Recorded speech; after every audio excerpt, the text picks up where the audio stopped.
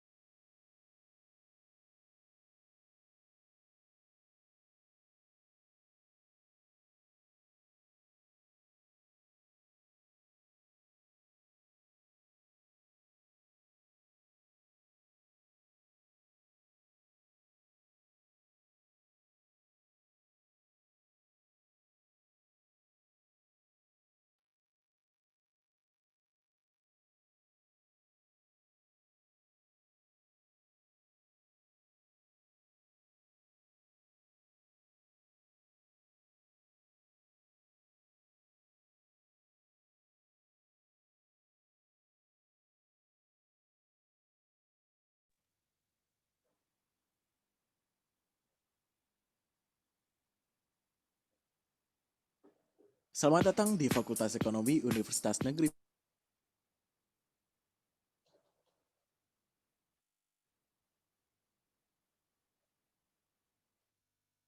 Prodi Ekonomi Pembangunan. Fakultas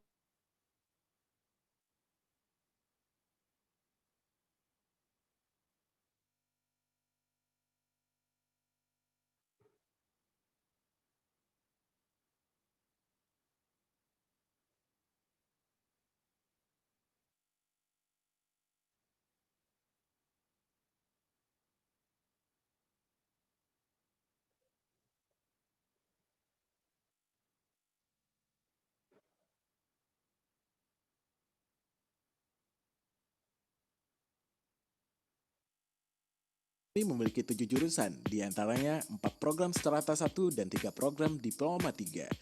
Salah satunya adalah jurusan Ilmu Ekonomi Prodi Ekonomi Pembangunan. Fakultas Ekonomi tentunya memiliki fasilitas yang mumpuni untuk menunjang kegiatan akademik maupun non-akademik, seperti ruang kelas yang nyaman, musola, perpustakaan, dan juga tempat bercengkerama antara mahasiswa seperti taman, balkon sayap kanan dan kiri, serta kantin. Kami dari mahasiswa ilmu ekonomi biasanya menggunakan fasilitas balkon kiri untuk belajar bersama, bahkan menjadi tempat untuk menghabiskan waktu luang dengan teman-teman yang lainnya. Tentunya banyak prestasi yang kami raih di sini, dan kami tunggu juga goresan prestasi yang bisa kamu capai di sini.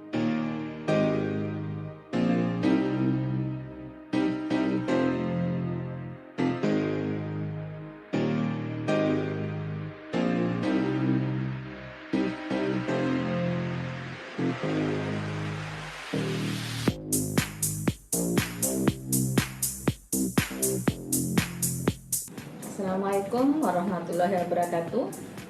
Selamat datang di program studi S1 Ekonomi Pembangunan Fakultas Ekonomi Universitas Negeri Padang. Perkenalkan, saya Melty Roza Adri, Ketua Jurusan Ilmu Ekonomi dan merangkap sebagai Ketua Program Studi S1 Ekonomi Pembangunan. Program studi S1 Ekonomi Pembangunan telah terakreditasi A pada tahun 2017. Program studi Ekonomi Pembangunan memiliki 21 orang dosen dengan kualifikasi pendidikan, 7 orang berpendidikan S3 dan 14 orang berpendidikan S2. Program studi Ekonomi Pembangunan memiliki 4 konsentrasi. Konsentrasi pertama, ekonomi moneter, kedua, ekonomi publik, ketiga, ekonomi sumber daya manusia, keempat, perencanaan pembangunan. Program studi ekonomi pembangunan pada tahun 2020 menawarkan 2 program kurikulum. Yang pertama, program kurikulum reguler seperti program kurikulum yang sudah disusun oleh program studi ekonomi pembangunan untuk memperkuat core keilmuan ekonomi pembangunan. Yang kedua, sesuai dengan edaran Menteri Pendidikan dan Kebudayaan pada tahun 2020 akan ada program kurikulum Kampus Merdeka. Kurikulum Kampus Merdeka bertujuan untuk pengembangan kreativitas, kapasitas, kepribadian dan kebutuhan mahasiswa serta kemandirian mahasiswa dalam mencari dan menemukan pengetahuan melalui kenyataan dan dinamika lapangan seperti persyaratan kemampuan, permasalahan real, interaksi sosial, kolaborasi, manajemen diri, tuntutan kinerja, target dan pencapaiannya. Dengan kurikulum Kampus Merdeka, mahasiswa diberikan kesempatan untuk melaksanakan perkuliahan di luar program studi yang meliputi pertukaran pelajar antar program studi dalam satu universitas, pertukaran pelajar antar universitas pada program studi yang sama, pertukaran pelajar antar universitas pada program studi yang berbeda. Yang kedua, mahasiswa dapat mengikuti program magang selama 1 sampai 2 semester dengan bobot SKS 40 SKS. Yang ketiga, mahasiswa dapat mengikuti program KKN tematik dalam rangka membangun desa dengan program 1-2 semester dengan bobot 40 SKS. Keempat, mahasiswa pun bisa mengikuti proyek kemanusiaan dengan masa pelaksanaan 1-2 semester dengan bobot SKS 20 sampai dengan 40 SKS. Dengan kegiatan riset atau penelitian pada lembaga seperti Badan, Bank Indonesia, Institut, LIPI, ataupun lembaga riset lainnya yang memiliki kerjasama dengan program studi, fakultas, maupun dengan Universitas Negeri Padang. Program selanjutnya adalah proyek kemanusiaan pada daerah bencana dan kegiatan wirausaha pada UMKM, perusahaan, dan kegiatan-kegiatan lainnya. Assalamualaikum warahmatullahi wabarakatuh. Selamat datang di Fakultas Ekonomi Universitas Negeri Padang pada jurusan Ilmu Ekonomi, program studi Ekonomi Pembangunan. Perkenalkan, saya Dewi Zaini Putri SEMM selaku Sekretaris Jurusan Ilmu Ekonomi. Selamat bergabung pada mahasiswa baru tahun masuk 2020. Semoga apa yang Anda inginkan bisa Anda peroleh pada jurusan ini, dan insya Allah selama 1 semester ke depan proses pembelajaran kita akan dilakukan secara daring. Proses pembelajaran secara daring bisa dilakukan dengan menggunakan platform e-learning 2. Nanti untuk mengenai websitenya silahkan dibuka di portal saudara. Assalamualaikum warahmatullahi wabarakatuh. Perkenalkan, nama saya Hari Setia Putra selaku pembina dari Himpunan Mahasiswa Jurusan Ilmu Ekonomi Fakultas Ekonomi Universitas Negeri Padang. Himpunan Mahasiswa Jurusan adalah organisasi mahasiswa di tingkat jurusan di suatu perguruan tinggi yang merupakan kegiatan ekstrakurikuler, di mana keberadaannya berdasarkan prinsip dari, oleh, dan untuk mahasiswa. Saat ini, Himpunan Mahasiswa Jurusan memiliki 5 departemen. Yang pertama adalah Departemen Pengembangan Sumber Daya Manusia Anggota, di mana kegiatannya adalah mengasah kemampuan dari mahasiswa dalam bidang public speaking, mengasah jiwa kepemimpinan dan rasa tanggung jawab. Yang kedua, Departemen Kajian Ilmu Ekonomi. Bagi siswa yang sudah biasa melakukan karya ilmiah, kemudian sering menang lomba dobat, kemudian sering membuat proyek siswa, bisa bergabung di departemen ini. Yang ketiga adalah Departemen Kreativitas Mahasiswa. Bisa menyalurkan minat dan bakat hobi kamu di bidang olahraga, musik, dan tari. Yang keempat adalah Departemen Hubungan Masyarakat. Kegiatannya adalah menjalin silaturahmi antar mahasiswa, antar dosen, dan antar alumni. Kemudian kelima yaitu Departemen Kerohanian. Bagi siswa yang sudah biasa memenangkan lomba MTQ, pidato, dan proyek-proyek sosial dengan masyarakat, bisa bergabung di departemen ini. Ada 3 biro di dalam Himpunan Mahasiswa Jurusan Ilmu Ekonomi. Yang pertama adalah Biro Kestari, di mana kegiatannya adalah berurusan dengan administrasi, kemudian dokumentasi, dan pembukuan. Yang kedua adalah Biro Keuangan, seperti bendahara di suatu perusahaan. Di Himpunan Mahasiswa Jurusan juga memiliki wadah bagi kamu yang ingin mengembangkan rasa dan jiwa dalam bidang bendahara dan pengaturan keuangan. Yang ketiga adalah Biro Internal Auditor, di mana kegiatannya adalah melakukan pengawasan dan melakukan evaluasi terhadap kegiatan dan proker-proker yang sudah disusun dan sudah dilaksanakan oleh Himpunan Mahasiswa Jurusan Ilmu Ekonomi. Untuk itu, kepada mahasiswa baru jurusan Ilmu Ekonomi, selamat datang di jurusan Ilmu Ekonomi dan ingin mengembangkan potensi diri serta ingin merasakan organisasi di kehidupan baru universitas, bisa bergabung di Himpunan Mahasiswa Jurusan Ilmu Ekonomi Fakultas Ekonomi Universitas Negeri Padang. Terima kasih. Semoga teman-teman mahasiswa baru dapat mengukir prestasi di Universitas Negeri Padang dan tentunya di tingkat nasional. Terima kasih. Assalamualaikum warahmatullahi wabarakatuh. Ilmu Ekonomi, Tagok. Berikut adalah nama-nama dosen dari jurusan Ilmu Ekonomi Prodi Ekonomi Pembangunan.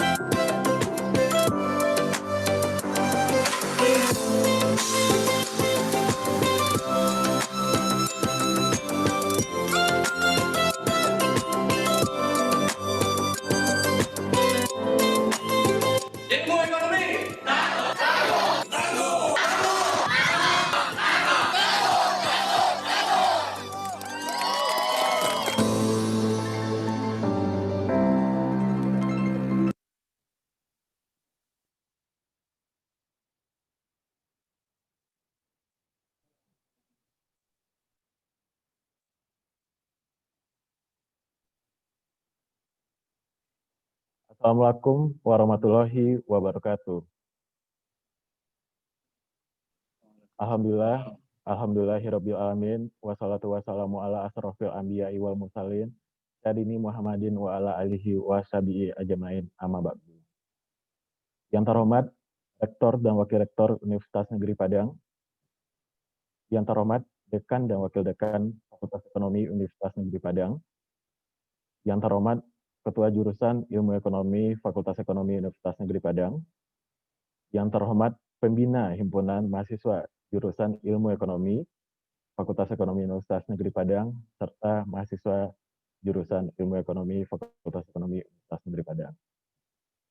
Selanjutnya, selamat datang kepada seluruh peserta dan finalis Youth Economic Science Competition 2020 yang bertemakan Let's Become Young Economists We Build the Nation Economy.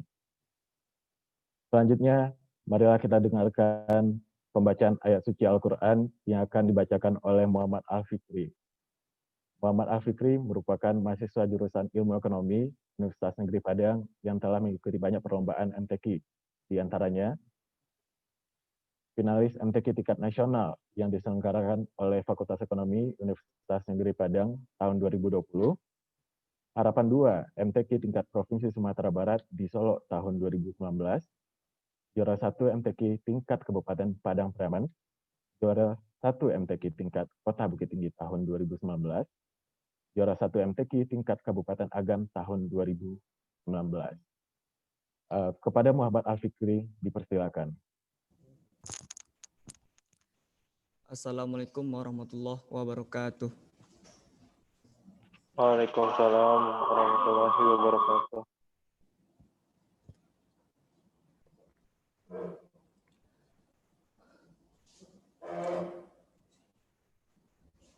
A'udzu billahi minasy syaithanir rajim.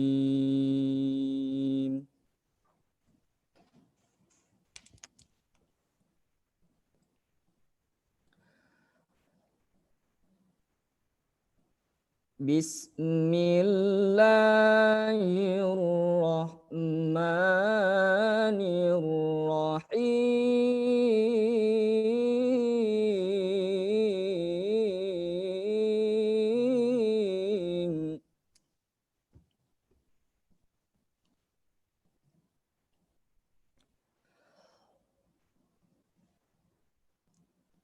Walau anna likulli nafsin zalamat ma fil ardi laftadat bih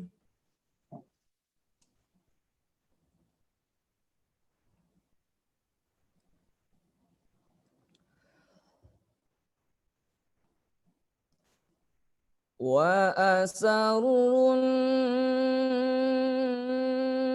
nadamata lamma ra'awul azab.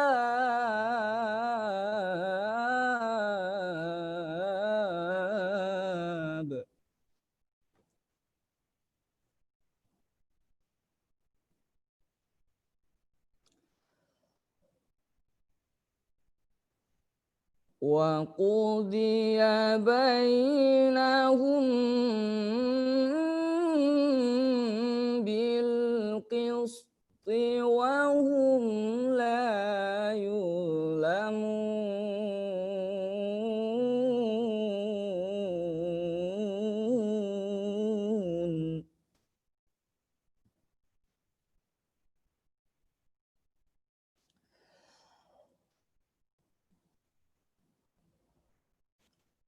Ala inna lillahi ma fis samawati wal ardh.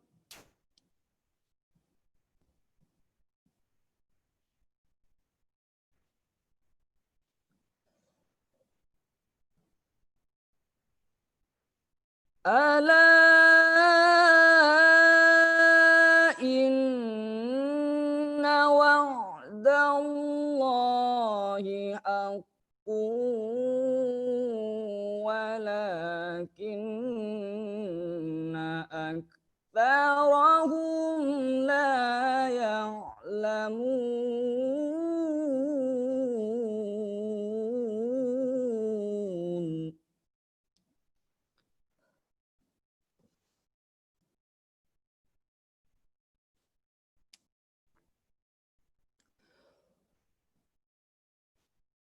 Huwa yuhyi wa yumitu wa ilaihi turja'un.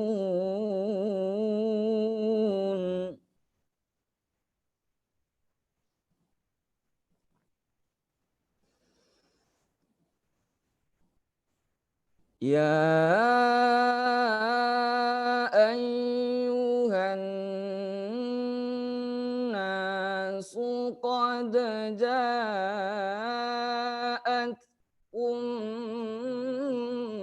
mau'izatun min rabbikum wa shifaa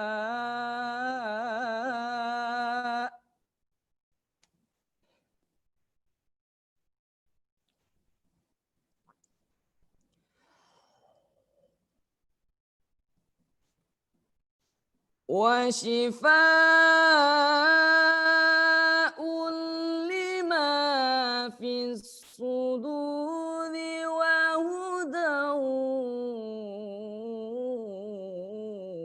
wa rahmatul lil mu'minin.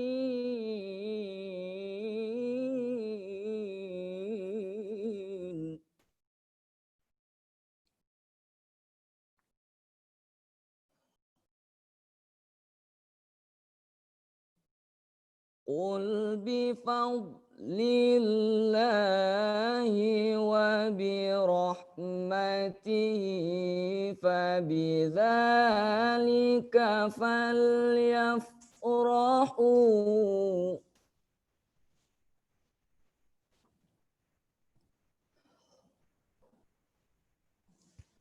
huwa khairum mimma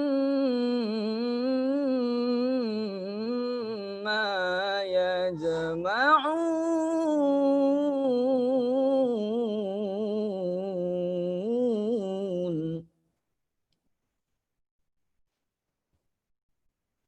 Huwa khairum mimma yajma'un.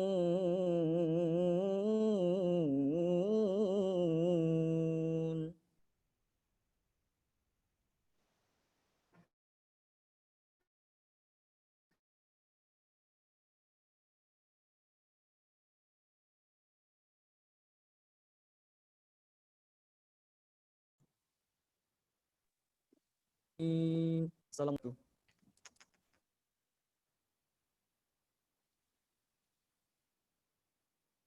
Alhamdulillah, dengan pembacaan ayat suci Al-Quran tadi, diharapkan acara kita dapat diridho dan berkah dari Allah Subhanahu wa Ta'ala. Acara selanjutnya, marilah kita dengarkan lagu Indonesia Raya. Kepada seluruh hadirin diharapkan untuk hikmat.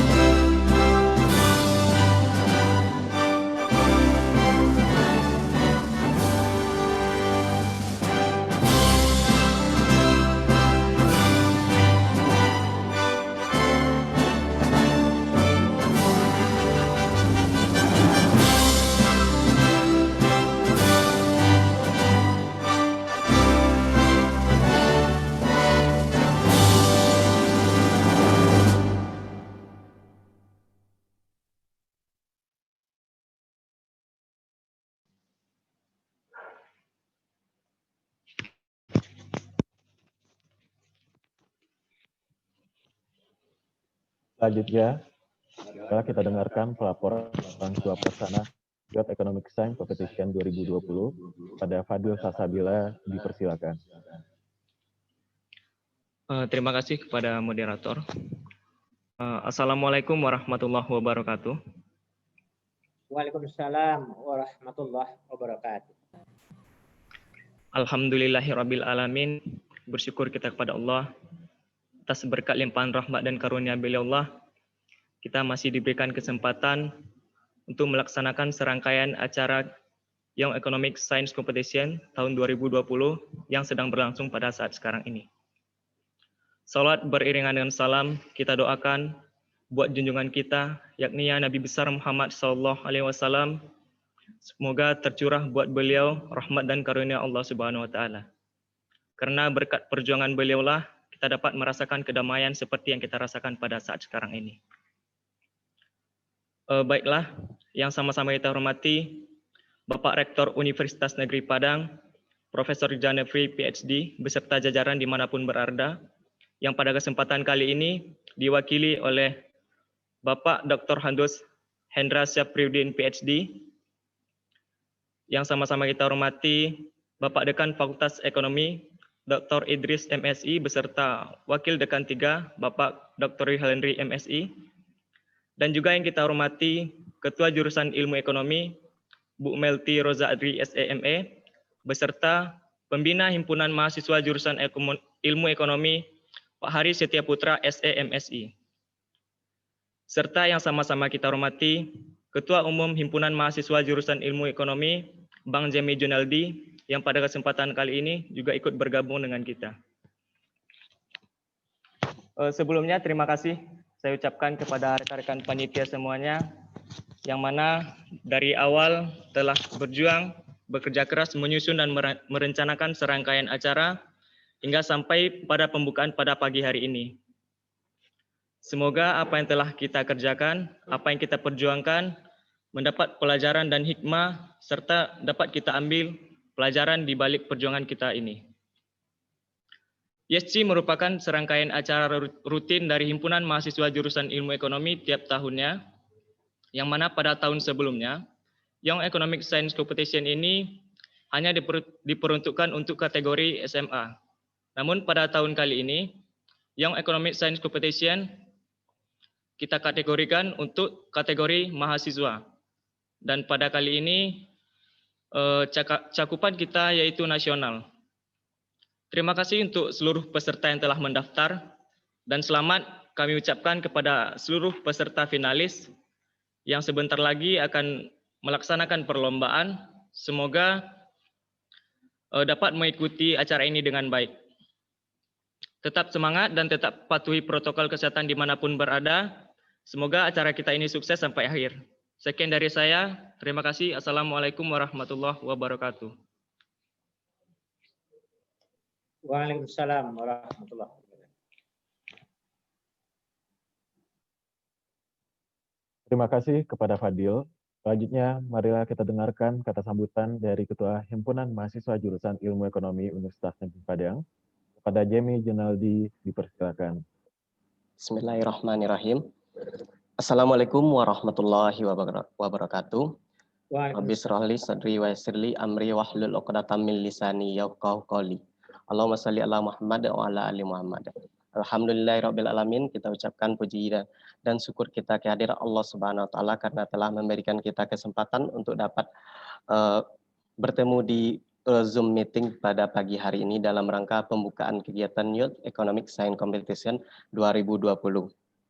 Yang terhormat Bapak Wakil Rektor 3 Universitas Negeri Padang, Bapak Hendra Syafriuddin PhD, yang menyempatkan waktunya untuk dapat menghadiri kegiatan kita pada hari ini. Kemudian Bapak Dekan Fakultas Ekonomi Universitas Negeri Padang, Bapak dan jajaran Bapak Wakil Dekan 3 Fakultas Ekonomi, kemudian kemudian Ketua Jurusan Ilmu Ekonomi, pembina Himpunan Mahasiswa Jurusan, teman-teman dari Himpunan Mahasiswa Jurusan Ilmu Ekonomi, dan seluruh peserta kegiatan rangkaian kegiatan Youth Economic Science Competition 2020.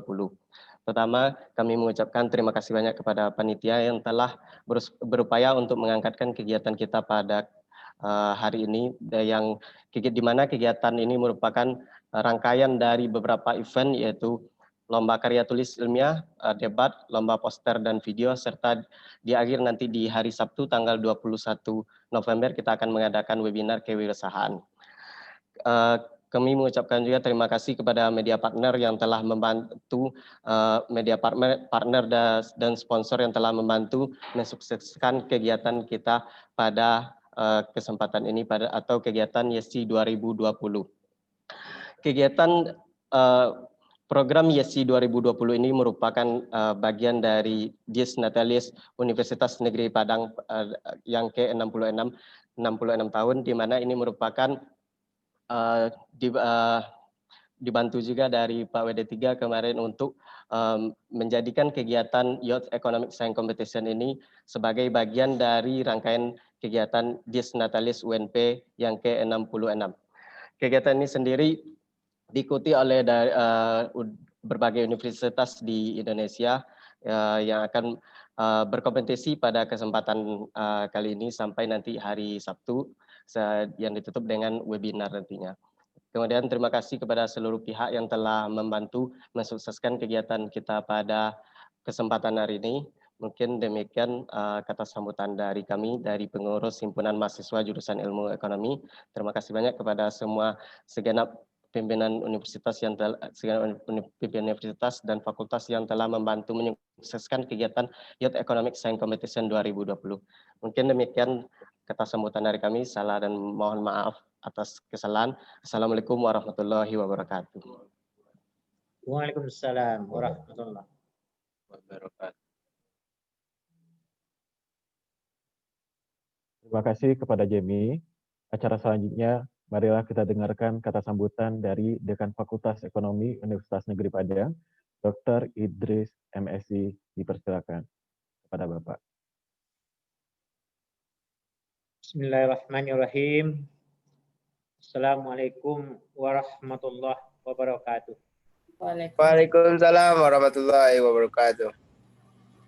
Alhamdulillahirrahmanirrahim. Puji syukur kembali kita persembahkan kepada Allah Subhanahu wa Ta'ala, yang mana atas limpahan nikmat dan karunia-Nya pada pagi hari yang berbahagia ini kita kembali dapat bergabung di Zoom Cloud Meeting di ruang virtual untuk melaksanakan suatu kegiatan yang sangat penting sekali yang diadakan oleh Himpunan Mahasiswa Ilmu Ekonomi Fakultas Ekonomi Universitas Negeri Padang. Selanjutnya, setelah beriring salam, marilah kita kirimkan kepada junjungan Nabi besar Muhammad Sallallahu Alaihi Wasallam. Allahumma shalli ala Muhammad wa ala ali Muhammad. Yang sama-sama kita hormati dan kita banggakan Bapak Wakil Rektor 3 Universitas Negeri Padang, Bapak Dr. Andus Hendra Sarifuddin MSI PhD. Assalamualaikum Pak WR3. Waalaikumsalam warahmatullahi wabarakatuh, Pak Dekan. Terima kasih Pak yang telah berkenan untuk hadir di Zoom Cloud Meeting ini atau di room virtual ini untuk membuka acara kegiatan ini nantinya. Yang kami hormati Bapak Wakil Dekan 3 Fakultas Ekonomi Universitas Negeri Padang, yang kami hormati Bapak Ibu Pembina kegiatan kemahasiswaan khususnya di jurusan Ilmu Ekonomi. Selanjutnya yang kami hormati adik-adik dan pengurus himpunan mahasiswa, kemudian teristimewa kepada panitia, dan yang kami cintai dan kami banggakan para peserta finalis ya kegiatan Youth Economic Science Competition atau yang disingkat dengan YESI. Ya, tadi telah disampaikan oleh panitia, ini merupakan kegiatan yang kedua yang mana pada tahun 2019 ini dilaksanakan tingkat SLTA. Kami dari pimpinan fakultas mendukung kegiatan ini dan kami mengharapkan kegiatan ini memang setiap tahun itu untuk dilaksanakan, ya, sehingga bisa seperti virtual background saya ini PCBA yang ke-6, ya. Kita melaksanakan international conference, education, economics, business dan administration itu setiap tahun 2 kali, ya, atau per semester lah kita mengadakan kegiatan itu per semester. Dan alhamdulillah sejak dari kegiatan ini pertama dilakukan sampai sekarang itu sudah teratur itu dilaksanakan. Nah, insya Allah nanti PCBA 7-nya juga panitianya sudah mulai dirancang dan akan melaksanakan kegiatan pada bulan Mei tahun 2021. Kami juga mengharapkan kepada mahasiswa kegiatan ini merupakan kegiatan terus-menerus yang bisa dilaksanakan, dan pada tahun ini agak spesial gitu ya, yaitu juga dalam rangka Dies Natalis ke-66 Universitas Negeri Padang. Bapak Ibu yang kami hormati, ya, kepada para peserta lomba yang kami cintai dan kami banggakan.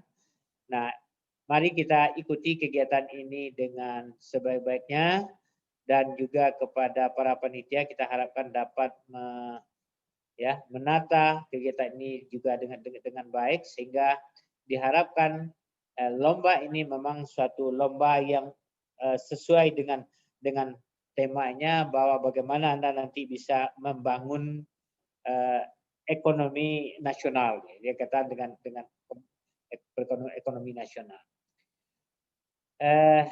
Kepada Bapak Wakil Rektor 3, kita mohonkan nanti pada kesempatan ini memberikan arahan, memberikan sambutan, dan sekaligus nanti membuka secara resmi kegiatan Youth Economic Science Competition atau yang disingkat dengan ESC tahun 2020 dengan tema Let's Become Young Economists Who Build the Nation's Economy. Itulah mungkin beberapa hal yang dapat kami sampaikan, dan kalau ada salah dan jangan mohon maaf. Wabillahi taufik wal hidayah. Assalamualaikum warahmatullahi wabarakatuh. Waalaikumsalam warahmatullahi wabarakatuh.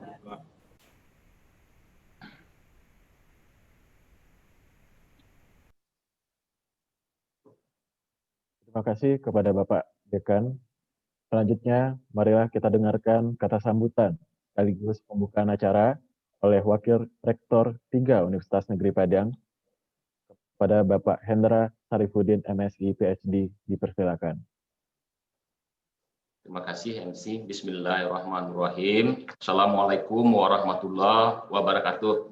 Waalaikumsalam warahmatullahi wabarakatuh.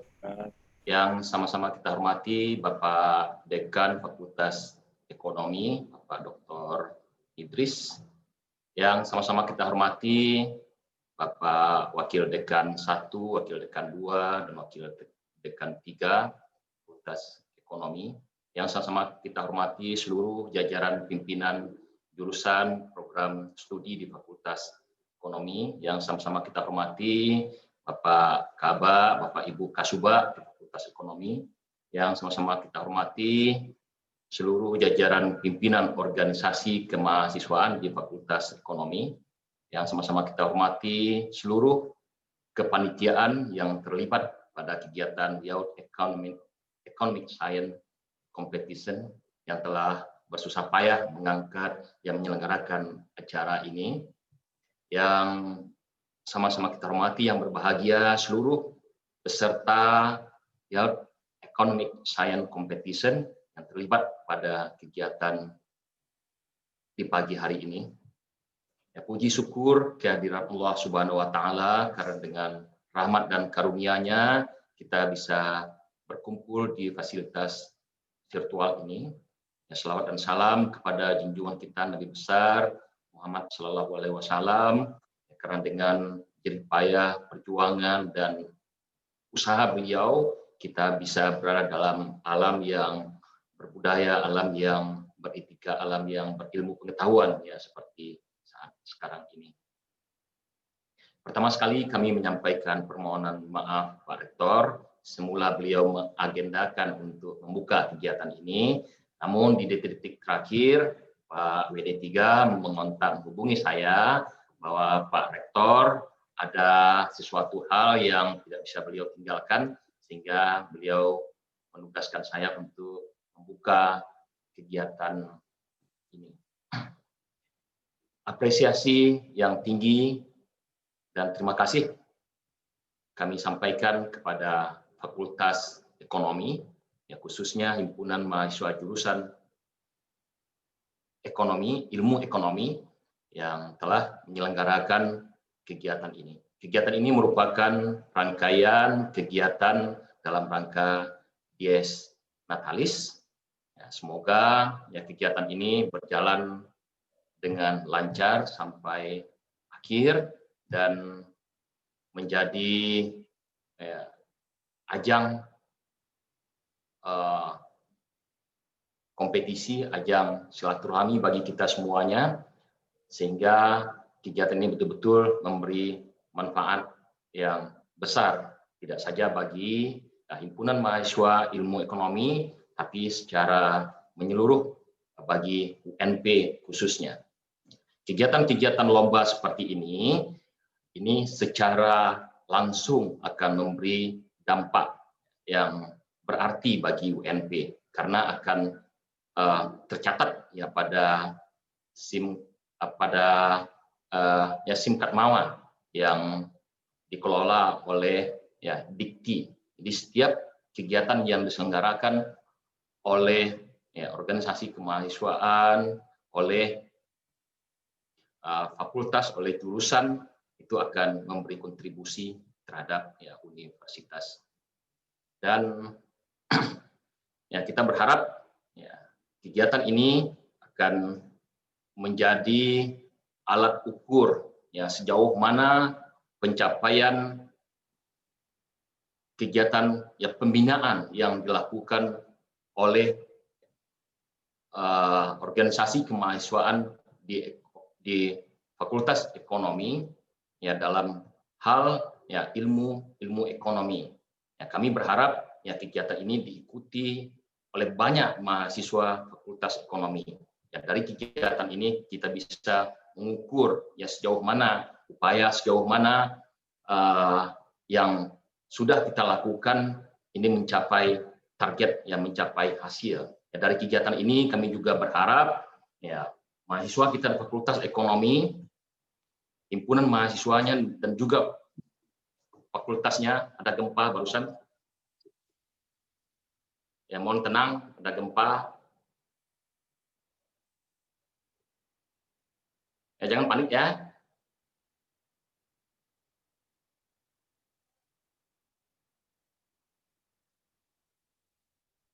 Ya goyangannya masih terasa.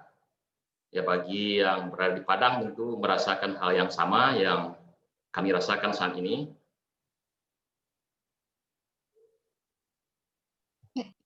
Ya getarannya sudah tidak terasa.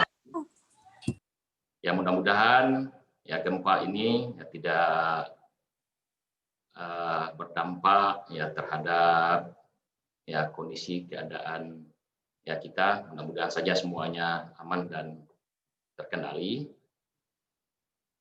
Ya kita lanjutkan. Ya kita berharap ya Fakultas Ekonomi bisa menjadikan kegiatan ini sebagai ya ajang evaluasi sejauh mana kegiatan pembinaan yang telah dilakukan selama ini. Pada lomba-lomba lain, ketika ditanya ada berapa orang peserta dari UNP, malah ada yang menjawab tidak ada Pak, kami hanya sebagai penyelenggara. Itu salah besar itu ya. Jadi kalau kita menyelenggarakan lomba, pesertanya harus paling banyak dari kita. Nah, sebab melalui kegiatan lomba seperti inilah kita bisa mengasah kemampuan kita, kita bisa mengevaluasi kegiatan-kegiatan yang telah kita lakukan selama ini. Nah, jangan tiru Tour de Singkarak.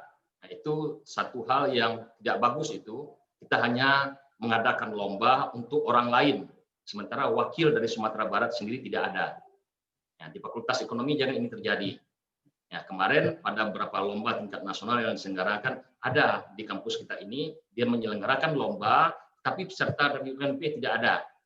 Nah, ini sangat salah sekali konsep lombanya. Ya, kita mengeluarkan uang yang banyak, uang yang besar, tenaga, tetapi kita hanya menyelenggarakannya untuk orang lain. Tidak ada dampak atau efeknya kepada kita. Jadi ke depan, ya kalau kita menyelenggarakan sebuah lomba, ya tim kita harus betul-betul kita siapkan, harus betul-betul kita bina. Ya, dari lomba ini kita bisa mengevaluasi sejauh mana ya capaian sudah kita lakukan dan apa yang harus kita perbaiki untuk ya ke depannya. Ya, sehingga dalam bidang tersebut kita betul-betul ya unggul, betul-betul ada peningkatan dari ya tahun ke tahun, ya dari ya masa ke masa. Nah, itulah esensi dari lomba ini. Ya, kami berharap dari pimpinan universitas kegiatan ini tetap berlanjut dari tahun ke tahun, walaupun tahun ini lombanya berlangsung secara daring, secara online. Dan mudah-mudahan di tahun depan ini bisa kita laksanakan secara luring, secara langsung di kampus. Kegiatan ini mendapat bantuan, mendapat sokongan dana dari BOPTN Universitas. Nah, kami berharap karena penggunaan dananya adalah dana uang negara, jadi mohon kepada panitia, kami sangat mengharapkan sekali proses SPJ-nya disegerakan. Karena ini sudah mendekati akhir tahun, kami sudah diwanti-wanti oleh pihak keuangan universitas untuk segera mengajukan SPJ-nya. Kalau dari Fakultas Ekonominya sebetulnya hari ini nih target untuk memasukkan SPJ-nya, mungkin melalui Pak WD3 nanti agar mewanti-wanti panitia untuk melengkapi SPJ-nya setidaknya ya besok Pak WD3 ya, karena saya sebagai WR3 juga didesak oleh WR2 dan pihak keuangan untuk segera untuk mengajukan SPJ pencairan. Ya, sebelum ya arahan dan sambutan ini kami akhiri, pertama sekali kami ulangi sekali lagi ucapan terima kasih kami kepada seluruh panitia yang telah mengangkat kegiatan ini, yang mudah-mudahan apa yang telah diberikan oleh panitia berupa tenaga, waktu, malah dananya barangkali dari uang pribadinya karena mungkin tidak mencukupi uang yang diberikan, mudah-mudahan menjadi amal ibadah ya bagi semuanya. Dan kepada seluruh peserta yang terlibat pada kegiatan ini, baik itu dari Fakultas Ekonomi sendiri maupun dari perguruan tinggi lain di Indonesia, ikutilah kegiatan lomba ini, yang mudah-mudahan kegiatan ini mengasah kemampuan kita. Juara ataupun tidak itu urusan kedua. Yang penting sekarang adalah kita bisa menunjukkan diri bahwa kita mampu bisa mengikuti suatu lomba. Dari lomba kita bisa tahu posisi kita di mana. Dengan mengucapkan Bismillahirrahmanirrahim, lomba YAUD Economic Science Competition kita buka dengan resmi. Akhir kata, wabillahi taufik wal hidayah. Assalamualaikum warahmatullahi wabarakatuh. Waalaikumsalam warahmatullahi wabarakatuh.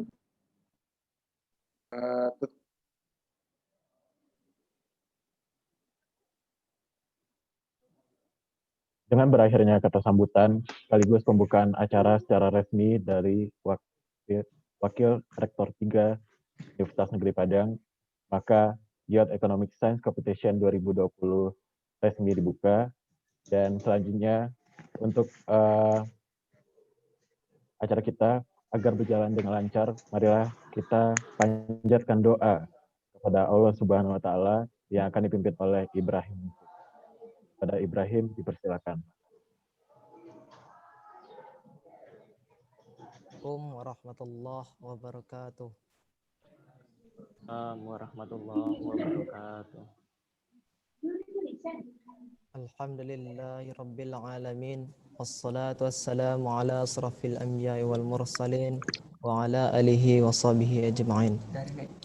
Ya Allah, ampunilah dosa kami, kedua orang tua kami, guru-guru kami, segenap orang Islam dan orang yang beriman, yang hidup maupun yang sudah meninggal. Ya Allah, kami mohon kepadamu, berilah keselamatan kepada kami dalam memperjuangkan agama-Mu di dunia maupun di akhirat kelak. Karuniailah kami jasmani yang sehat, ilmu yang meningkat, dan rizki yang membawa berkah. Terimalah taubat kami sebelum ajal menjemput. Ya Tuhan kami, jadikanlah keluarga dan keturunan kami sebagai penyejuk mata kami, dan jadikanlah pula kami menjadi pemimpin bagi orang-orang yang bertakwa. Ya Tuhan kami, tunjukilah kami agar selalu mensyukuri nikmat yang telah Engkau limpahkan kepada kami, dan kepada kedua orang tua kami, tunjukilah kami agar selalu berbuat kebaikan yang Engkau ridhoi. Masukinlah kami ke dalam golongan hamba-hamba-Mu yang soleh. Ya Tuhan kami, janganlah Engkau menyiksa kami di saat kami lalai dan berbuat kesalahan. Janganlah bebani kami dengan beban yang berat, sebagaimana Engkau membebani kami sebelum kami. Janganlah membebani kami beban yang kami tidak mampu memikulnya. Ampunilah kami dan kasihilah kami, Engkau penolong kami, karena itu telah kami mengalahkan orang-orang yang mengingkari-Mu. Ya Tuhan kami telah berbuat aniaya terhadap diri kami. Jika Engkau tidak mengampuni kami dan kami tidak mengasihi kami, niscaya kami termasuk orang-orang yang merugi. Rabbana atina fid dunya hasanah wa fil akhirati hasanah wa qina azabannar.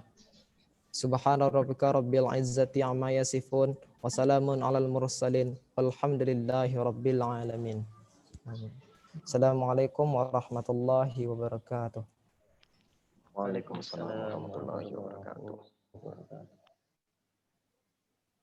Dengan berakhirnya pembacaan doa tadi, maka berakhir pula lah rangkaian kegiatan seremoni opening dari kegiatan Youth Economic Science Competition 2020. Saya selaku MC Alvinus Surya, mohon maaf apabila ada salah kata dan tindakan. Wabillahi taufik wal hidayah. Assalamualaikum warahmatullahi wabarakatuh. Waalaikumsalam warahmatullahi wabarakatuh. Untuk kegiatan Pak Dekan, selanjutnya, Pak WD Tigo mohon pamit. Ya, selamat kerja semua panitia, mudah-mudahan acaranya sukses. Siap, Pak. Semuanya Pak Wer. Yuk, Pak Her, makasih banyak.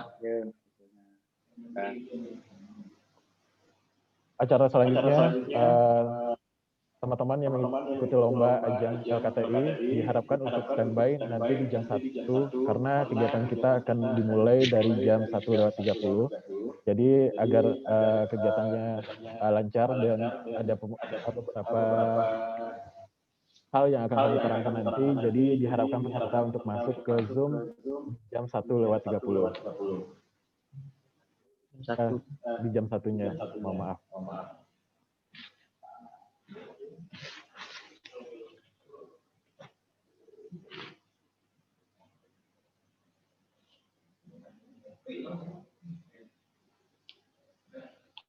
Baiklah, terima kasih kepada moderator yang telah memimpin serangkaian acara kita tadi. Baiklah, dapat saya sampaikan di sini bahwa untuk finalis dari peserta LKTI kita ada 8 orang. Yang sebentar lagi nanti jam 1 akan melaksanakan presentasi di depan para juri kita. Untuk juri LKTI sendiri ada 4 orang.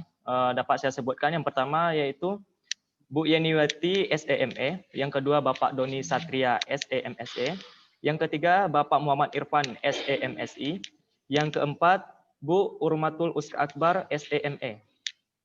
Dan yang kedua, untuk finalis dari peserta lomba poster, itu ada 15 finalis, dan untuk karyanya sudah kami post di sosial media Himpunan Mahasiswa Jurusan Ilmu Ekonomi Universitas Negeri Padang. Untuk jurinya sendiri ada 3 orang untuk juri poster. Yang pertama itu ada Pak Hari Setia Putra SEMSI, yang kedua Bapak Ferdian Ondira Asa SPD MSN, yang ketiga yaitu Bang Edi Warman SE. Selanjutnya untuk peserta dari video, yang mana pada lomba video kali ini ada 8 finalis. Untuk jurinya sendiri ada 2 orang. Yang pertama yaitu Bang Ari Sofyan, yang kedua Bu Astri Yuzasari, SEMM. Selanjutnya yaitu pada peserta debat. Selamat kepada 8 tim yang terpilih menjadi finalis yang besok hari akan melaksanakan debat di depan para juri. Yang mana jurinya ada 4 orang. Yang pertama itu Bu Israyani, SEMSE. Yang kedua Bu Yolik Permatasari, SEMSI. Yang ketiga Bu Dian Fitra Handayani, SEMSC. Yang keempat, Bu Atika Ulia Akma, SPD MPD. Baiklah, untuk peserta yang terpilih menjadi finalis pada lomba kali ini, selamat kami ucapkan. Semoga dapat mengikuti serangkaian acara ini sampai dengan selesai dengan baik. Terima kasih. Saya kembalikan.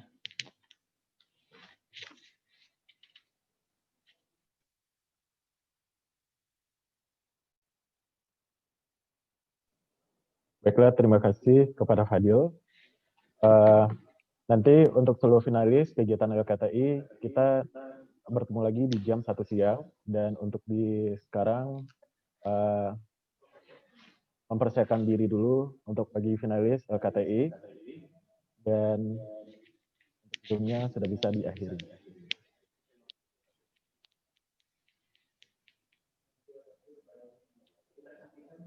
Terima kasih kepada seluruh peserta kegiatan Opening Ceremony GET Economic Science Competition. Dan kita saksikan video dari himpunan mahasiswa jurusan Ilmu Ekonomi Universitas Negeri Padang.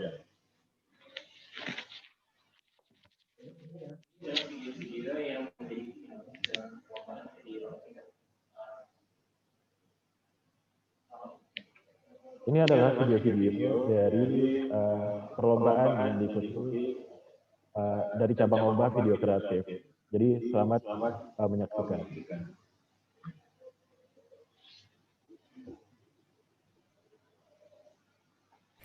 Pandemi, oh pandemi. Dari ujung timur sampai ujung dunia. Sekarang paradigmanya hanya satu, yakni yang penting bisa beli makan. Lagi-lagi ekonomi juga berimbas. Apakah ini tanggung jawab pemerintah saja? Hei, kalian anak muda, para mahasiswa, marilah ikuti solusi di video ini dan jadilah pahlawan purchasing power bagi negeri dengan segala keterbatasan yang kalian miliki saat ini. Mungkin sebelum masa pandemi, sebagian mahasiswa bisa menabungkan uang dingin mereka di bank. Namun, di saat pandemi, pendapatan dari uang saku pun turun. Alhasil, terkadang hanya terkumpul 50.000 uang dingin per bulan. Niat ingin membuka deposit di bank untuk penyimpanan jangka panjang, takut kena biaya admin yang sampai belasan ribu rupiah per bulan. Padahal, belum tentu juga ada uang untuk menabung lagi di bulan-bulan kemudian. Dengan uang 50.000 di pandemi gini, kalian bisa menyimpan, bahkan juga bisa mendapatkan cuan dengan beli saham. Apakah harus jadi mahasiswa ekonomi dulu? No, coba cek paparan berikut ini. Namanya Ahmad Muqtasim Billah. Dia adalah seorang mahasiswa Fakultas Usuluddin yang memiliki strategi perencanaan keuangannya melalui investasi saham. Walaupun dia bukan anak ekonomi. Dalam wawancara, dia bercerita bahwa alasan dia tetap berinvestasi saat pandemi adalah karena baginya masa krisis adalah waktu terbaik untuk berinvestasi. Menurutnya, sejarah juga telah membuktikan bahwa setelah masa krisis, saham akan melonjak signifikan. Dan bahkan baginya, konsep cash is the king tidak terlalu bisa dipertahankan saat pandemi gini. Ahmad juga bercerita seberapa pengaruhnya investasi bagi perbaikan ekonomi di tengah pandemi. Bagi dia, hal tersebut adalah sebuah urgensitas di mana penggambarannya terdapat saat Presiden Trump menerapkan kebijakan pemberian stimulus yang kemudian digunakan untuk warganya berinvestasi saat pandemi. Selain itu, di masa pandemi gini, investor lokal juga naik loh. Mau tahu nggak bagaimana sih investasi bisa berpengaruh pada pertumbuhan ekonomi masa pandemi gini? Nah, pantengin terus ya. Ketika seseorang berinvestasi, perusahaan akan memiliki modal tambahan di masa pandemi. Hal ini menyebabkan perusahaan dapat memproduksi produk kembali ke masa sebelum pandemi. Dan karena penawaran tidak terbatas, harga pun menjadi tidak terlalu mahal lagi. Alhasil, daya beli masyarakat pulih dan perekonomian akan membaik. Nah, dari penjelasan sebelumnya, apakah kalian berminat untuk berinvestasi?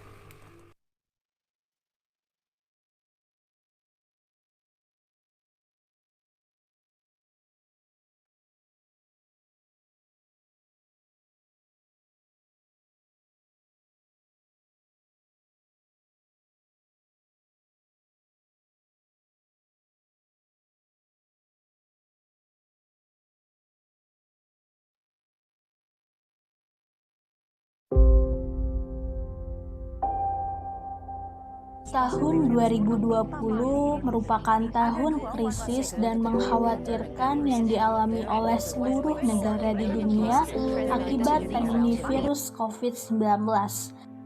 Virus COVID-19 merupakan penyakit baru yang memiliki tingkat penularan relatif cepat dan jumlah kasus positif meningkat secara eksponensial. Berdasarkan data WHO, jumlah pasien positif COVID-19 di dunia mencapai 48,7 juta pada November 2020. Saya telah memutuskan dalam rapat kabinet bahwa opsi yang kita pilih adalah pembatasan sosial berskala besar atau PSBB. Pandemi COVID-19 telah mendatangkan banyak dampak negatif, tidak terkecuali kepada para pelaku UMKM atau usaha mikro kecil. Menurut Deputi Bidang Restrukturasi Usaha Kementerian Koperasi dan UKM, Edi Satria mengungkapkan bahwa UMKM adalah bumper bahkan menjadi bantalan ekonomi nasional.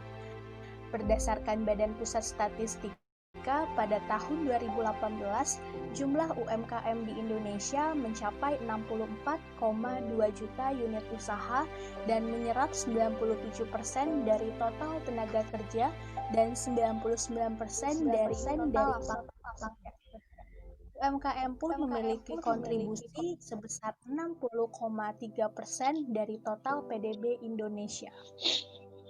COVID-19 masuk ke Indonesia, para pelaku UMKM merasa terpukul karena perekonomian di Indonesia mengalami keterhambatan dan tidak berjalan secara optimal. Kebijakan pembatasan sosial berskala besar mengakibatkan orang-orang dirumahkan dan tidak adanya transaksi ekonomi secara langsung. Hal tersebut mengakibatkan menurunnya demand atau permintaan karena menurunnya taraf ekonomi rumah tangga. Dan pada akhirnya, para pelaku UMKM harus mem-PHK para pekerjanya karena tidak adanya penerimaan atau revenue karena tidak bisa menutupi expenditure. Namun, tidak ada suatu permasalahan tanpa adanya penyelesaian. Terdapat solusi jitu untuk menangani permasalahan UMKM di tengah pandemi COVID-19 ini. Salah satu caranya adalah dengan digitalisasi ekonomi. Digitalisasi ekonomi ini sudah diterapkan di negara adidaya Amerika Serikat. Bahkan sebesar 90% UMKM di sana sudah melakukan digitalisasi ekonomi. Di Indonesia sendiri hanya 13% UMKM yang melek digital. Padahal digitalisasi ekonomi memiliki beberapa keuntungan, yaitu yang pertama, memiliki pasar dengan jangkauan yang lebih luas karena tidak terbatas oleh jarak dan waktu. Yang kedua, memperkecil biaya operasional karena tidak diperlukan beban untuk membayar toko offline maupun biaya-biaya yang lainnya. Yang ketiga, UMKM yang berhasil melakukan digitalisasi online akan mendapatkan kepercayaan lebih di mata para konsumen. Serta yang keempat, kemungkinan pertumbuhan akan lebih cepat dikarenakan pengguna internet yang juga semakin meningkat dari waktu ke waktu. Lalu, mengapa pelaku UMKM di Indonesia belum banyak yang melakukan digitalisasi ekonomi? Alasan utamanya adalah karena belum adanya kesetaraan edukasi terhadap teknologi, khususnya terhadap pelaku-pelaku UMKM yang berada jauh dari pusat kegiatan ekonomi. Lalu, apa yang bisa dilakukan?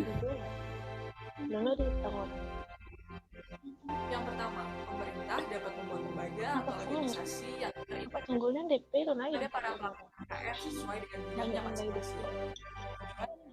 Kak mintain tisu, Pak. Ini mau sampai tisu. Seluruh dan secara merata bisa berdampak kepada seluruh pelaku UMKM. Yang kedua adalah melakukan kampanye 3C pada aplikasi, yaitu Create, Communicate, and Collaborate.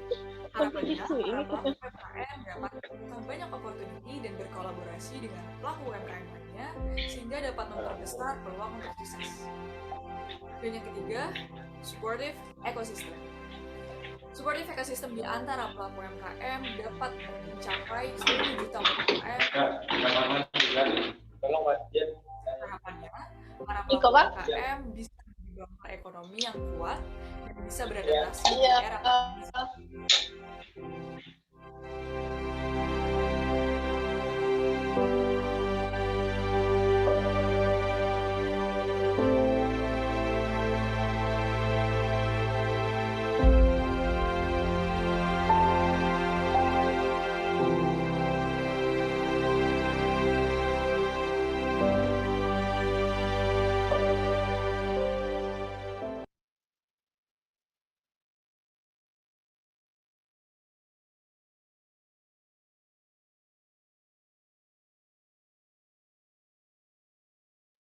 Usaha laundrynya itu gimana Bu setelah waktu pandemi?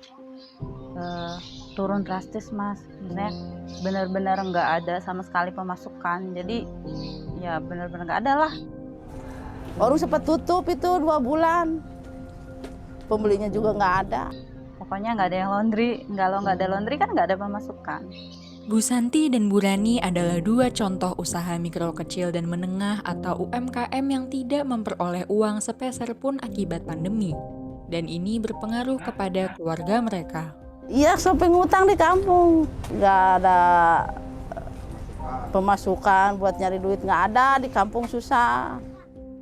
Satu minggu beli ayam gitu kan buat anak-anak. Nah sekarang tidak, paling beli telur aja.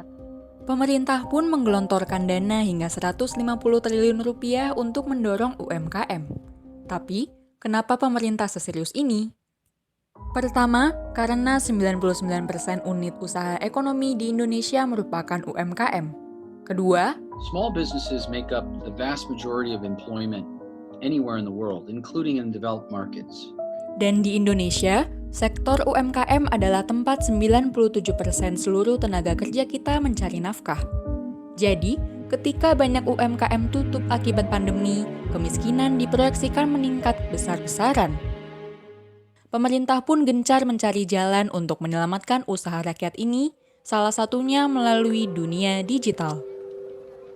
Pemerintah kini sedang getol-getolnya mendorong para pelaku UMKM menggunakan gawai dan internet untuk bisnis mereka. Bahkan, kementerian menargetkan 10 juta UMKM go online tahun ini. Apabila pemerintah seserius ini, bagaimana digitalisasi bisa menolong pelaku UMKM?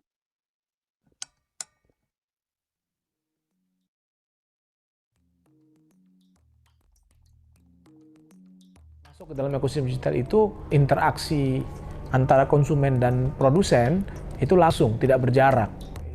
Di Indonesia, interaksi antara konsumen dan produsen UMKM memang seringkali masih diperantarai berbagai pihak, seperti agen dan tengkulak yang menyebabkan harga jual produk UMKM menjadi mahal di tangan konsumen. Sebagai contoh adalah komoditas cabai. Survei BPS menunjukkan ketika cabai dipanen petani, komoditas ini harus dikirim ke pengepul dulu, lalu ke pedagang eceran, dan baru ke tangan konsumen. Alhasil, harganya pun terpaut jauh dari petani. Masuknya ke dalam ekosistem digital itu akan menerabas. Dengan rantai distribusi yang terpotong ini, harga di tangan konsumen pun menjadi lebih murah. Selain menghilangkan jarak antara pembeli dan penjual, digitalisasi juga menghilangkan batasan waktu berjualan pelaku UMKM. Tidak seperti misalnya Anda berjualan secara fisik, Anda hanya bisa menjual misalnya pukul 9 atau pukul 5. Dengan berjualan online, toko tetap bertransaksi hingga 24 jam tanpa harus mengikuti jam operasional pasar. Bahkan, banyak sekali mayoritas konsumen itu ternyata melakukan transaksi itu pada waktu sepulang kantor. Benar saja, Data menunjukkan transaksi online di Indonesia masih berada di atas rata-rata pada malam hari, bahkan sampai jam 11 malam. Kesempatan inilah yang bisa dimanfaatkan UMKM ketika go online. Tidak hanya menguntungkan dari segi bisnis, digitalisasi juga bisa memberdayakan kaum perempuan untuk berkarir tanpa adanya diskriminasi.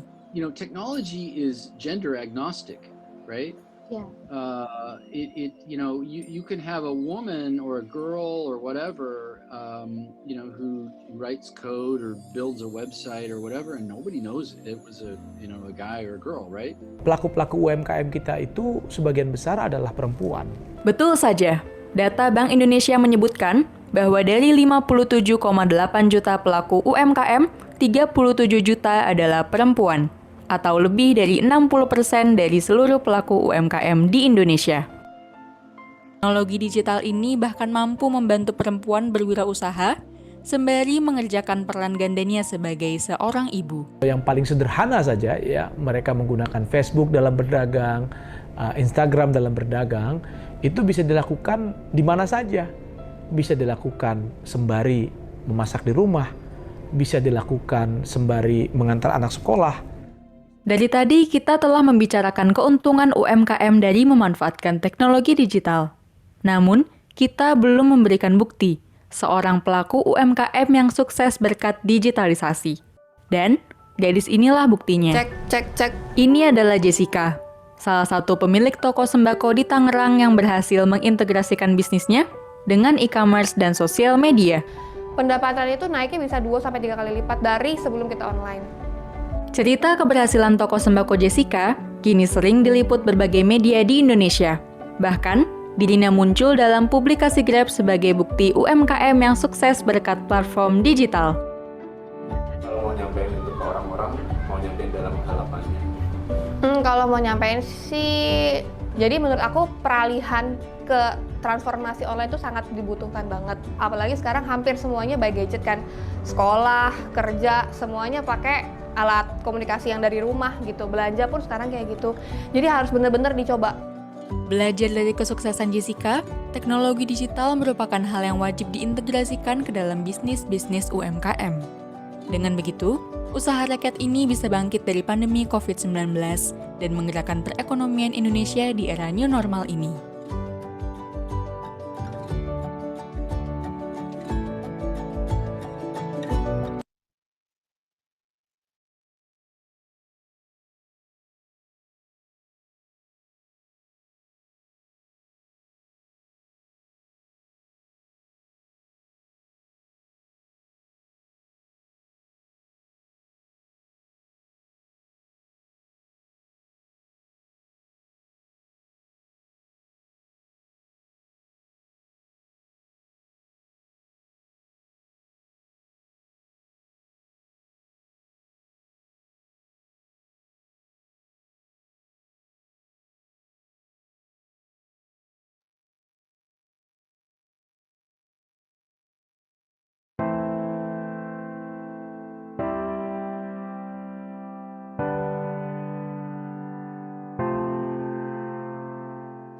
Semenjak pandemi, setiap langkah dibatasi.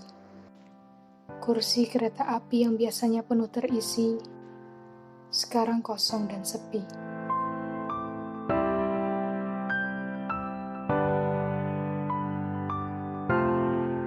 Dia adalah pemuda yang sedang melakukan perjalanan.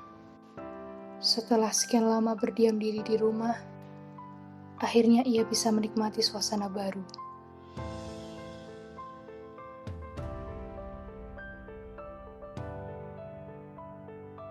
Para penjual menjajakan dagangannya. Mereka berlomba-lomba untuk menarik para konsumen. Namun semenjak pandemi melanda, mereka harus berjuang mati-matian.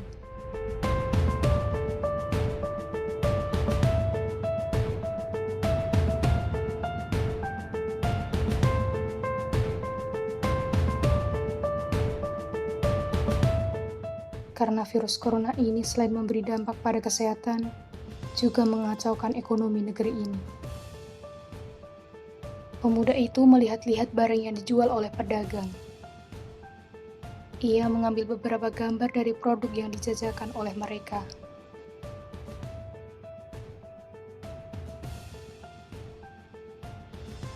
Produk-produk para pedagang tampak sangat menarik.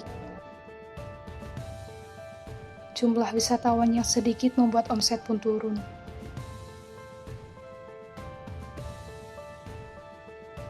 Mungkin juga karena promosinya yang mereka lakukan kurang luas.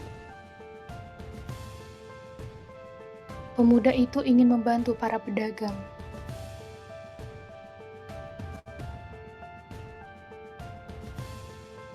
Selain membeli produk yang mereka jual, sebagai pemuda kita bisa melakukan cara yang sederhana namun bermakna.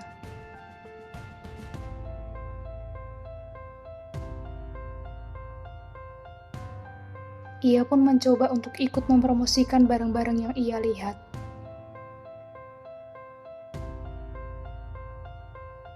Ia memposting foto-foto produk di sosial media.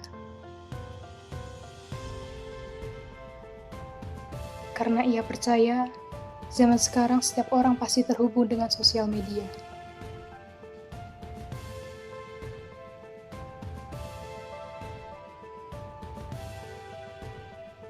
Ia berharap banyak orang yang tertarik untuk membeli barang-barang yang ia promosikan. Mari pulihkan ekonomi negeri ini. Melalui cara sederhana, kita perbaiki perekonomian negara Indonesia.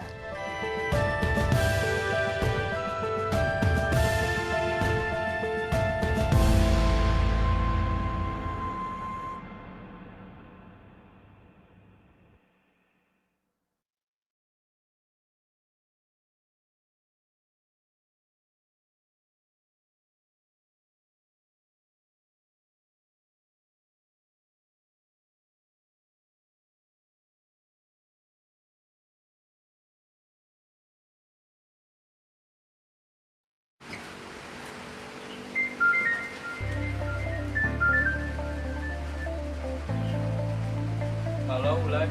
Halo, Assalamualaikum Yuda. Udah di mana? Masih di rumah nih, lagi siap-siap. Oke, siap. Waalaikumsalam.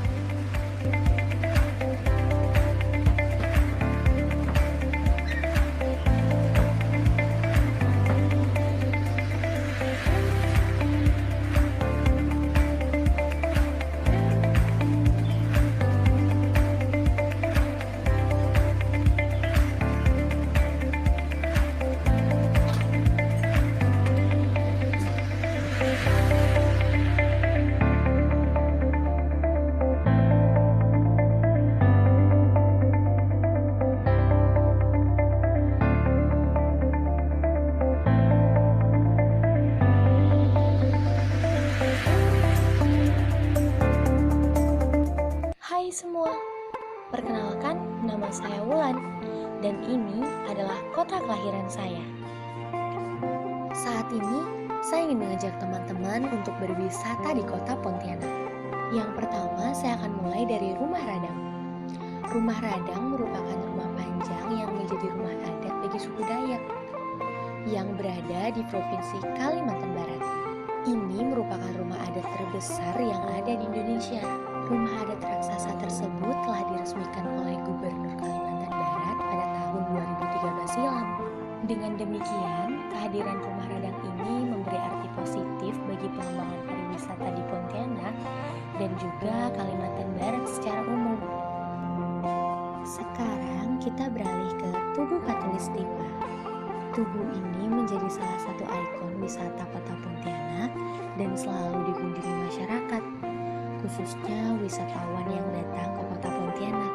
Sejarah mengenai pembangunan tugu ini dapat dibaca pada catatan yang terdapat di dalam gedung. Jadi, Tugu Katulistiwa tidak langsung dibangun menjadi seperti saat ini, tetapi melewati beberapa tahap. Dan tugu ini diresmikan pada tanggal 21 September 1991. Peristiwa penting yang menakjubkan di sekitar Tugu Katulistiwa adalah saat terjadinya titik kulminasi matahari.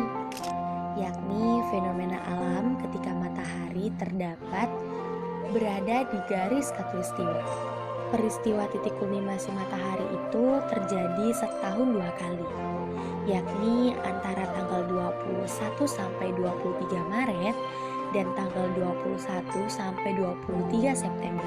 Pada saat itu, posisi matahari akan tepat berada di atas kepala, sehingga menghilangkan semua bayangan benda-benda di permukaan bumi. Peristiwa alam ini menjadi event tahunan Kota Pontianak yang menarik kedatangan para wisatawan. Dan saat ini saya berada di waterfront, di mana Sungai Kapuas merupakan sungai yang terletak di Provinsi Kalimantan Barat, sekaligus juga menjadi sungai terpanjang di Indonesia, tepatnya 1143 km. Sungai Kapuas merupakan jalur transportasi. Walaupun begitu, Sungai Kapuas kini juga menjadi salah satu tempat destinasi wisata bagi masyarakat Kalimantan Barat, khususnya masyarakat yang tinggal di Pontianak. Tempat ini juga menyediakan kapal wisata bagi para pengunjung yang ingin berkeliling secara langsung sambil menikmati keindahan Sungai Kapuas. Dan di seberang waterfront terdapat Masjid Sultan Syarif Abdurrahman, atau yang lebih dikenal dengan Masjid Jami. Untuk dapat menginjakan kaki di masjid ini, pengunjung dapat menempuh jalur laut menggunakan sampan maupun speedboat. Namun ada juga jalur alternatif melalui darat, yaitu melewati jembatan Sungai Kapuas. Masjid ini merupakan masjid tertua yang ada di Kota Pontianak, yang dibangun tepat pada tahun 1778. Masjid ini juga menjadi satu dari 2 bagian yang menjadi saksi berdirinya Kota Pontianak. Dan ini adalah Tugu di Gulis, monumen yang diresmikan oleh Gubernur Kalimantan Barat, Haji Soejiman, pada 10 November 1987 ini pada awalnya berbentuk 11 tonggak menyerupai bambu runcing yang berwarna kuning polos.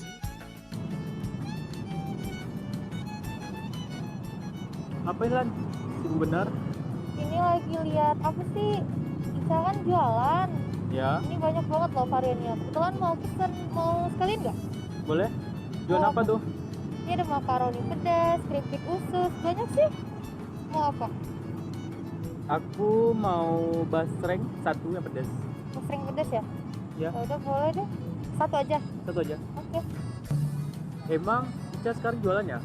Iya, katanya sih buat membantu perekonomian, dan Ica pun emang orangnya mandiri kan, jadi ya udah dia bilang jalan aja gitu. Oh gitu. Boleh sih nanti kita bantu pos. Boleh? Biar Nanti, makin rame juga kan yang belinya. iya bener, lagian enak juga kok. Aku udah pernah pesen kan, makanya mau pesen lagi. Tuh. Iya. Oke, sip. Melihat pariwisata di Kota Pontianak, rasanya sangat disayangkan jika dilewati begitu saja. Untuk teman-teman yang kebetulan mampir di kotaku ini, yuk jelajah tempat-tempat bersejarah. Dan untuk teman-teman yang ada di Kota Pontianak, yuk kita kenalkan kota kita.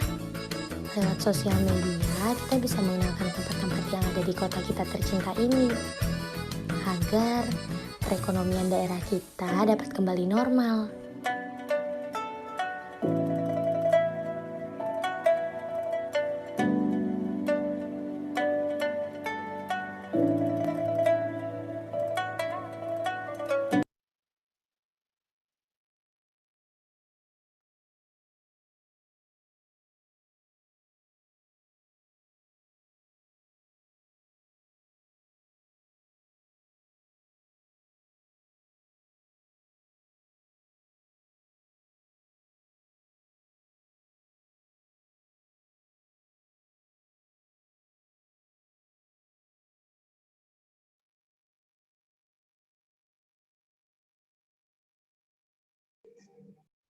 Saudara, pemerintah memproyeksikan skenario berat dan paling berat saat pandemi virus corona terhadap penambahan kemiskinan dan pengangguran. Seorang penyandang disabilitas di Banjarmasin, Kalimantan Selatan ikut jadi salah satu yang terdampak pandemi COVID-19. Profesinya sebagai penyedia jasa elektronik tidak bisa menutup biaya sehari-hari karena permintaan jasa servis juga ikut berkurang. Aktivitas saya sehari-hari sebagai pemijat dengan adanya dampak virus corona ini berdampak sekali kepada saya, khususnya dan umumnya kepada para tunanetra tidak bisa beraktivitas sama sekali. Tidak ada satu pasien pun yang masuk di waktu sebulan ini.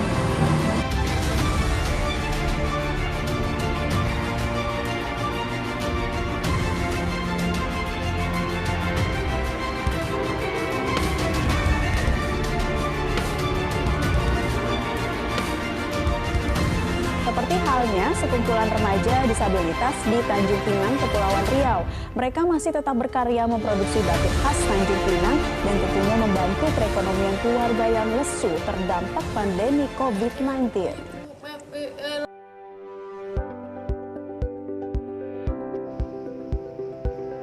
Dishop merupakan website yang dapat mempermudah penyandang disabilitas dalam mempertahankan tingkat ekonominya melalui ketahanan UMKM. Sebelum memulai transaksi, pengguna dapat mendaftarkan dirinya secara gratis di laman daftar dan masuk. Selanjutnya, pengguna akan diantar pada 5 menu utama, yaitu beranda, pendapatan saya, produk terbaru, promo hari ini, dan pinjam modal.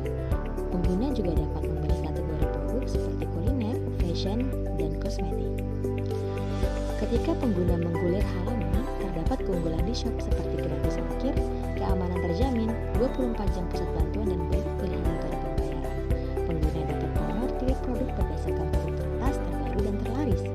Di shop juga menyediakan kolom artikel dan petunjuk umum sebagai preferensi bagi pengguna untuk mengembangkan produknya. Pengguna memilih produk, terdapat deskripsi produk, jumlah pesanan, selanjutnya pilih metode pembayaran, dan ketika permintaan pesanan sudah terkirim, maka permintaan akan diproses. Fitur unggulan di shop dalam fitur pinjam modal, pengguna hanya dapat melengkapi data seperti nama, nomor NIK, jenis kelamin, alamat, KK, KTP, surat pernyataan untuk menjamin keamanan. Pengguna dapat mengajukan permohonan. Dan keunggulan lainnya, kaum disabilitas dapat menekan tombol menu dan website akan mengeluarkan voice translator untuk mempermudah kaum disabilitas.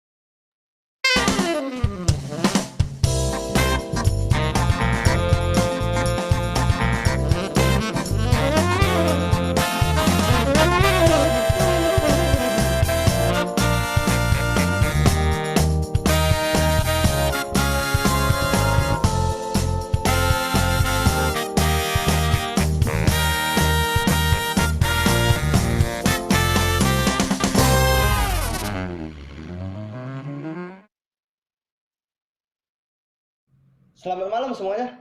Kembali lagi bersama saya Adifa Firkidiansah di acara Ngobrol Bareng. Di season Ngobrol Bareng kali ini, tema kita yaitu seputar peran mahasiswa yang ikut berpartisipasi dalam membangkitkan ekonomi di masa pandemi. Pandemi COVID-19 mempengaruhi dan mengubah banyak hal dalam kehidupan mahasiswa seperti proses perkuliahan maupun aktivitasnya. Walaupun dengan aktivitas yang terbatas, tidak menutup kemungkinan mahasiswa dalam menyalurkan ide-ide kreatifnya. Saat ini, kita akan kedatangan narasumber yang inspiratif di tengah masa pandemi ini, yaitu Mbak Reza Vinesia. Ia ini merupakan salah satu mahasiswa kreatif yang menjadi pelopor bisnis di daerahnya. Selamat malam Mbak Reza Finisia. Bagaimana kabarnya? Iya, selamat malam semuanya. Alhamdulillah nih, kabar baik. Mbak Reza Finisia ini kan salah satu mahasiswa manajemen. Apa sih tanggapan Mbak Reza Finisia soal perekonomian saat ini? Gini Kak, COVID-19 saat ini tidak hanya berdampak pada kesehatan masyarakat aja nih Kak, tapi berdampak pada semua bidang. Seperti halnya salah satunya yaitu di bidang ekonomi. Nah, pada bidang ekonomi, banyak banget nih masyarakat yang ngeluh tentang ekonominya semakin turun, alias nggak stabil. Apalagi ditambah anjuran stay at home, membuat masyarakat melakukan segala aktivitasnya dari rumah, seperti bekerja, sekolah, belanja pun, dan semuanya itu dari rumah. Sudah jelas bukan kenapa COVID-19 menyebabkan ekonomi di Indonesia, bahkan di dunia tidak stabil, Kak. Apalagi setiap daerah menerapkan aturan PSBB. Nah, padahal anggaran daerah sebagian besar tidak berproses dari dalam itu saja, tapi pendapatan lebih banyak dari luar daerah. Betul juga ya, perekonomian di Indonesia merosot karena pandemi ini. Jadi harus adanya partisipasi untuk memajukan ekonomi di tengah pandemi ini. Nah, iya Kak. Apalagi untuk mahasiswa saat ini nih. Kita harus lebih kreatif dan inovatif walaupun di masa pandemi ini. Boleh diceritakan sedikit bagaimana Mbak Reza Finisia ini bisa membuat ide kreatif bisnis dan sebagai pelopor bisnis di tengah pandemi di daerah Mbak Reza? Jadi gini Kak, mahasiswa di masa pandemi saat ini itu kan banyak yang mengeluh tentang banyaknya tugas dan sistem pembelajaran melalui daring yang tidak efisien. Saya juga merasakan nih kebosanan di tengah pandemi ini. Jadi untuk mengatasi kejenuhan dan kebosanan dalam pembelajaran, saya mempunyai ide untuk usaha sampingan. Karena saya juga merupakan mahasiswa jurusan bisnis manajemen ya Kak. Jadi saya alhamdulillah sudah dibekali bagaimana berbisnis yang baik.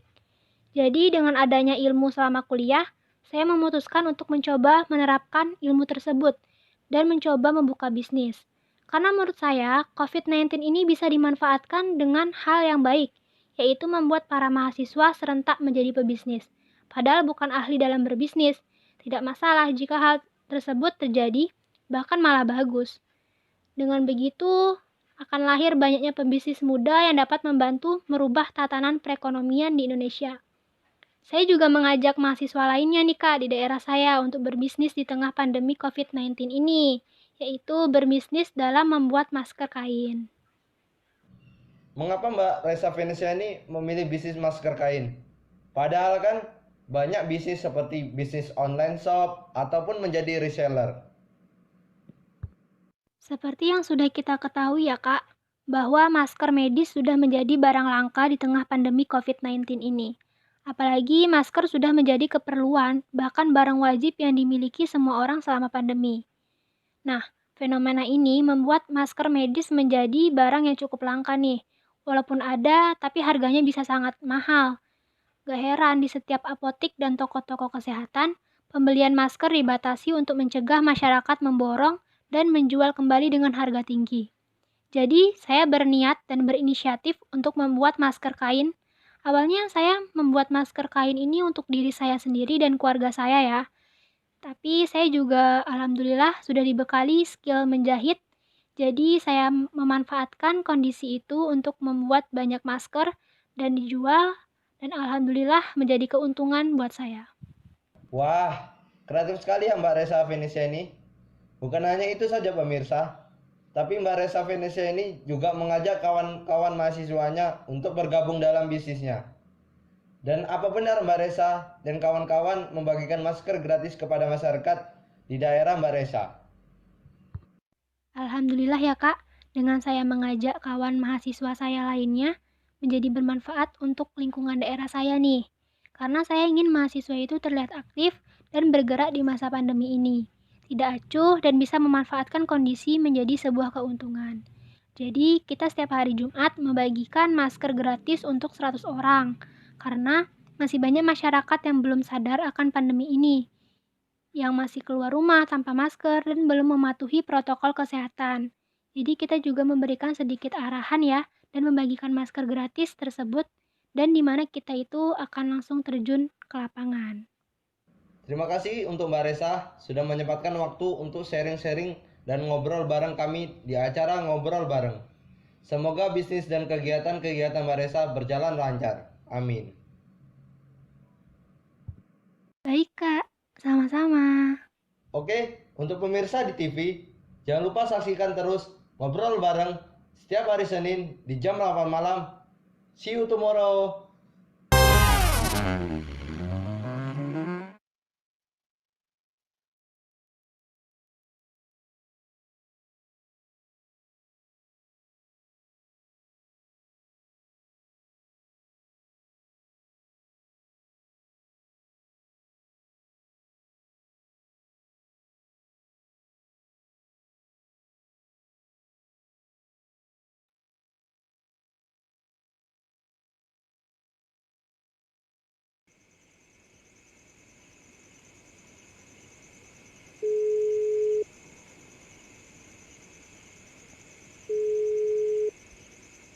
Halo Jul.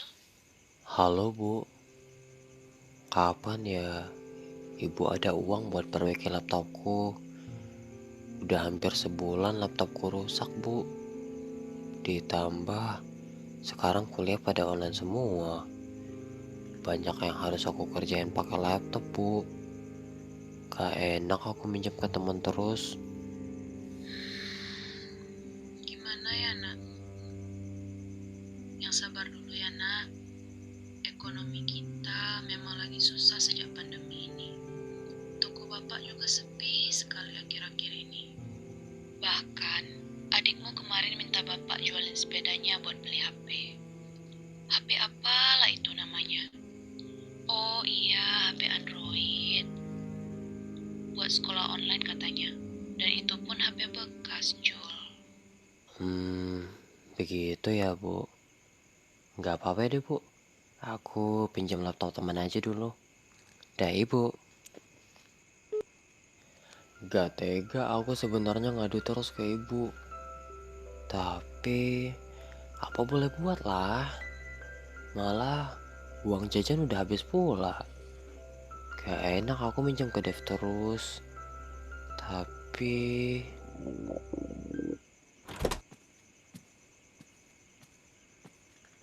Hai guys, balik lagi sama gua Dev. So, sebelum kita masuk ke inti dari video ini, gua ingatkan kepada kalian jangan lupa subscribe. Ih, ganggu aja lu Jul. Orang lagi bikin video YouTube juga. Ada apa sih? aku bingung Dev. Gak enak banget jadi orang miskin. Apa-apa aja susah. Apalagi di masa sekarang ini. Kenapa sih aku lahir di keluarga miskin? Bung, sadar. Ingat umur. Lu tuh udah 21 tahun. Sekarang ini zamannya kita. Yang penting tuh lu punya soft skill. Lu bisa cari duit dari jadi YouTuber, influencer, content creator, freelancer, selebgram, komikus, graphic designer, dan masih banyak lagi. Yang lu butuh itu cuma ide, smartphone, dan koneksi internet.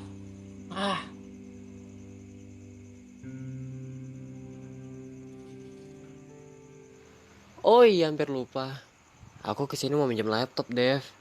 Buat bikin tugas. Boleh? Oh, oke. Bawa aja tuh di atas meja. Kalau pinjam duit juga boleh? Oh enggak. Yang minggu kemarin aja belum lu bayar.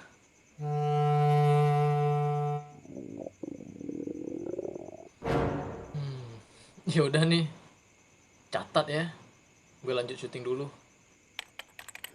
Soft skill apa ya yang aku punya? Jadi selebgram, mana mungkin. Jadi YouTuber, ngedit foto nggak bisa. Bikin komik, aku nggak bisa. Edit video, nggak bisa. Desain nggak bisa. Bikin karya tulis, nggak bisa. Dev, nih laptopnya. Makasih. Kok tiba-tiba ngegas lu, Jul? Aku nggak punya soft skill apapun, Dev. Hah? Masa sih? Ngapain aja lu selama ini, Jul? Sampai nggak bisa apa-apa. Udah miskin, nggak bisa apa-apa lagi.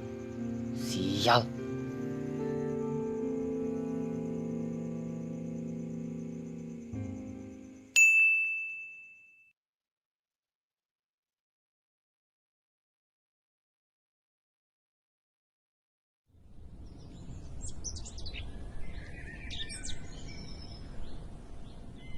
Dev, makasih ya udah nyadarin aku. Walaupun sebenarnya nusuk banget kamu bilang aku nggak bisa apa-apa. Tapi dari situ, sekarang aku tahu apa yang aku bisa. Oh, nggak apa-apa, Jul. Nggak usah diambil hati. Gue juga minta maaf ya. Jadi lu bisanya apa? Hihi, aku sekarang jualan online, Dev. Punya toko online sendiri.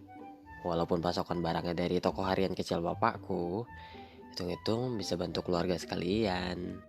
Wih, mantap betul. Bukannya lu nggak punya skill?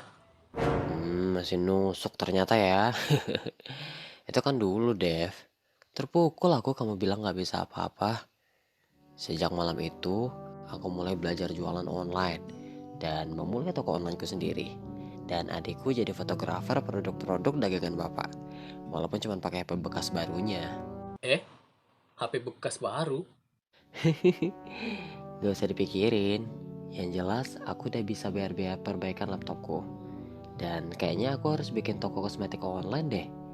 Kayaknya barang-barang cewek laku banget di toko online. Wah, mantap tuh, Jul. Oh iya, BTW gue punya temen cewek selebgram. Kayaknya dia bisa bantu lu deh. BTW, jangan lupa ya. Komisi buat gua. Hah? Enggak kok, bercanda doang. Gak apa-apa, Dev. Besok aku traktir kamu ngopi. Hihi.